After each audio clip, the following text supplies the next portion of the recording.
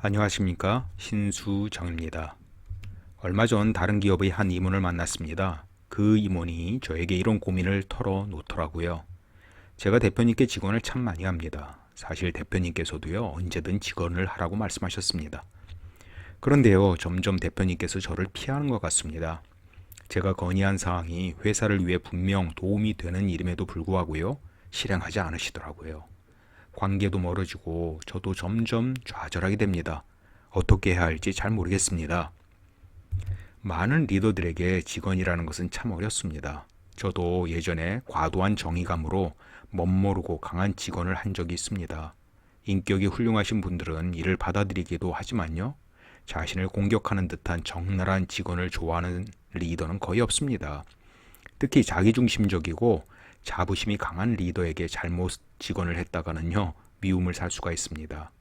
이를 잘 아는 많은 중간 리더들은 점점 입을 닫는 경우가 많습니다. 오히려 아부만 하며 리더의 환심을 사려고 하죠. 그러나 제대로 된 리더는 결코 아부만 하는 사람을 좋아하지 않습니다. 자신이 생각하지 못한 관점의 제안, 발전적인 직원을 하는 사람들을 좋아하죠. 그들은 직원이 없이는 조직이 위험한 곳으로 갈 수 있다는 것을 잘 알고 있습니다. 그래서 직원을 아예 하지 않고 아첨만 하는 리더들은 싫어합니다.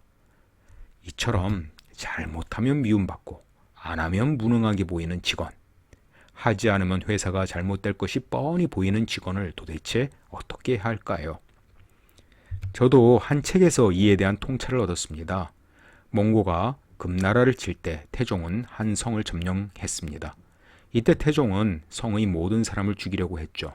그것이 그 당시 관습이었습니다. 하지만 명재상이었던 야율초제는 무고한 사람들을 희생시키는 것은 몽고의 잔인성만 부각하고 금의 원한만 일으키기에 적절하지 않다는 것을 알았습니다.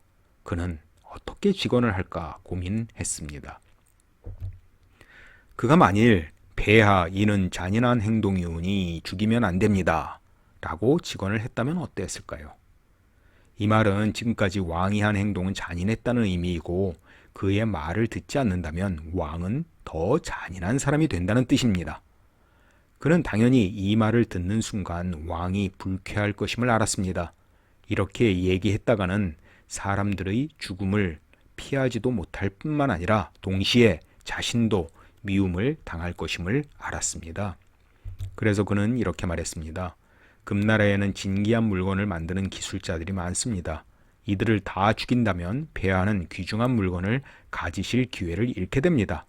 이들을 살리셔서 귀중한 물건들을 더 많이 만들게 하신다면 폐하의 부강함에 큰 도움이 될 것입니다. 이에 왕은 자신의 이익에 도움이 될 것을 계산하고 그를 기특하게 여겨서 그 말을 들었다고 합니다. 그래서 상사의 직언을 할 때에는 직설적으로 하는 것이 좋지 않습니다. 상사의 이익을 섞어서 할 필요가 있습니다. 이를 통해 상사도 윈하고 제안자도 윈하고 조직도 윈하는 구도를 만들어야 합니다. 기억하십시오. 직원은 상대의 이익을 섞어서 해야 합니다.